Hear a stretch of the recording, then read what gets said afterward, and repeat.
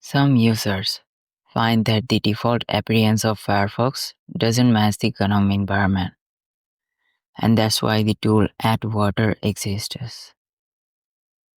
It simply transforms your Firefox's design to align with the GNOME environment. First, you need to install the Add Water application from the FlatHub store.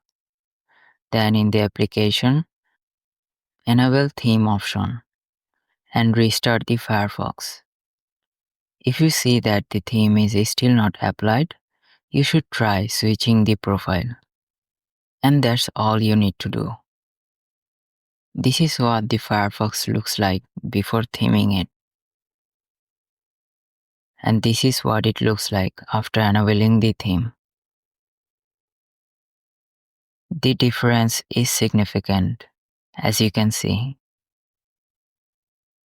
It really makes Firefox look more fashionable and aligns with the GNOME design.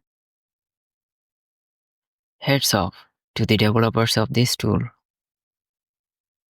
Furthermore, you can also customize other aspects of your Firefox using this tool, but I like the configurations it comes with by default.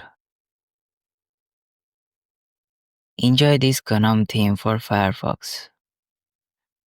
As always, thank you for watching.